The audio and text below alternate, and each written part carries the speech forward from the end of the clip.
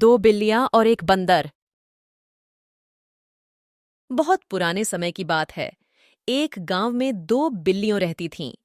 वे दोनों बहुत अच्छी दोस्त थीं और अपने आप में बहुत खुश रहती थीं। उनकी दोस्ती अन्य जानवरों के बीच एक मिसाल बनी रहती थी। जब भी वे कुछ पाती या पा लेती थीं, वह उसे साथ में खाती थीं।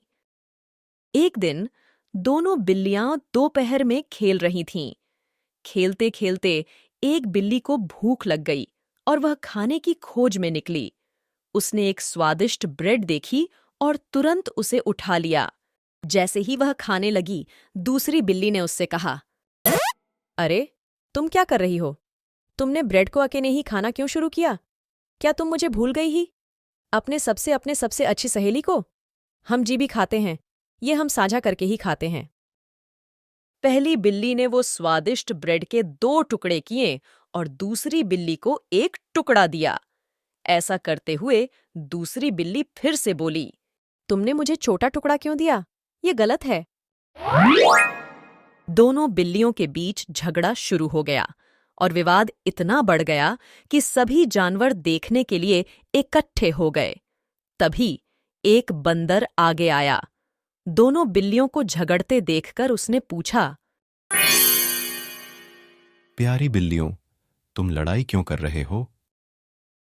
जब दोनों बिल्लियों ने अपनी मुसीबत बंदर को बताई, तो बंदर ने कहा, तुम दोनों इसीलिए लड़ रहे हो? मैं तुम्हारी मदद कर सकता हूं। मेरे पास एक तराजू है। इन दो टुकड़ों को तराजू पर रखकर मैं देख पाऊंगा कि कौन सा टुकड़ा बड़ा है और कौन सा छोटा है। फिर हम दोनों को बराबर कर देंगे। क्या तुम सहमत हो? दोनों बिल्लियां बंदर के विचार से सहमत थीं। बंदर ने पेड़ पर चढ़कर अपना तराजू लाया। उसने दोनों रोटियों को तराजू की प्लेट पर रखा। टुकड़ों को तोलते समय उसने देखा कि एक प्लेट दूसरी से भारी है, तो उसने कहा, अरे, ये टुकड़ा दूसरे से बड़ा है। चलो दोनों को बराबर करते हैं। और जैसे ही उसने ये कहा, उसने बड़े टुकड़े से थोड़ा सा टुकड़ा तोड़ा और उसे खा लिया। हर बार जब एक प्लेट भारी होती, बंदर थोड़ा सा टुकड़ा तोड़कर खा लेता था। अब दोनों बिल्लियां परेशान हो गई थीं। वे अब भी धैर्य से बंदर के फैसले का इंतजार कर रही थीं। लेकिन जब उन्होंने देखा कि टुकड़े अब बहुत छोटे हो गए हैं, तो एक बिल्ली ने बंदर से कहा, चिंता मत करो, अब हम ब्रेड को खुद ही बांट सकते हैं। ठीक है, लेकिन मुझे भी मेरा मेहनती मानदेय मिलना चाहिए। ऐसा कहते हुए बंदर ने बचे हुए दो टुकड़ों को मुंह में रख लिया और गरीब बिल्लियों धोखे में आ गईं।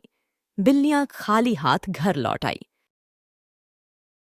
दोनों बिल्लियों को अपनी गलती का एहसास हुआ और उन्होंने समझा कि एक दूसरे के खिलाफ लड़ना बहुत बुरा फैसला था और दूसरे लोग इसका फायदा उठा सकते हैं।